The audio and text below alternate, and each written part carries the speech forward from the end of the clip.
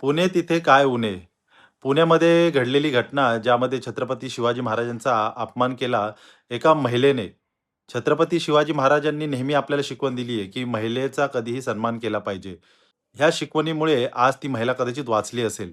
कारण की छत्रपती शिवाजी महाराजांचा महाराष्ट्र अपमान कधी सहन करणार नाही. ह्या जागी पुरुष असता, तर त्याची काय हालत झाली असती, हे विचार करण्यासारखेच आहे. कारण की छत्रपती शिवाजी महाराजांचा अपमान झाला, तिच्यानंतर तिला शाई फासली आणि तिला पोलिसांच्या हवाले केलं.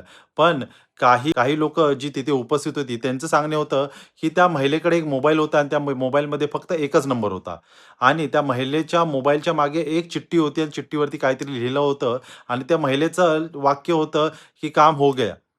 काम हो गया म्हणजे नक्की महाराष्ट्रात चाललंय काय? महाराष्ट्रात खूप जागी ह्याच्या अगोदर सुद्धा छत्रपती शिवाजी महाराजांचा पुतळ्याचा अपमान करण्यात आला. डॉक्टर बाबासाहेब आंबेडकरांच्या पुतळ्याचा अपमान केला जातोय. बहुजन महापुरुषांचे अपमान करण्याची परंपरा ही खूप जुनी आहे. पण ह्याच्यातून नक्की काय घडवण्याचा प्रयत्न आहे? कोणत्या गोष्टीपासून आपलं जे लक्ष आहे ते डायव्हर्ट करण्याचा प्रयत्न आहे? हे कोण आहे ह्याच्यामागे?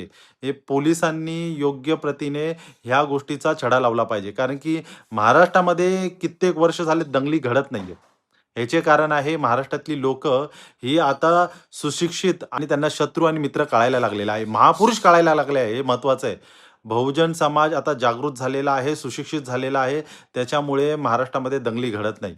पण तुम्ही एक विचार करा, अशा प्रकारे दंगली घडवून आणण्यासाठी कारण की मी एक पोस्ट वाचली Facebookवरती, की त्याच्यामध्ये सांगितलं जात आहे, की ह्याची जात कोणती आहे? ती जात शोधा.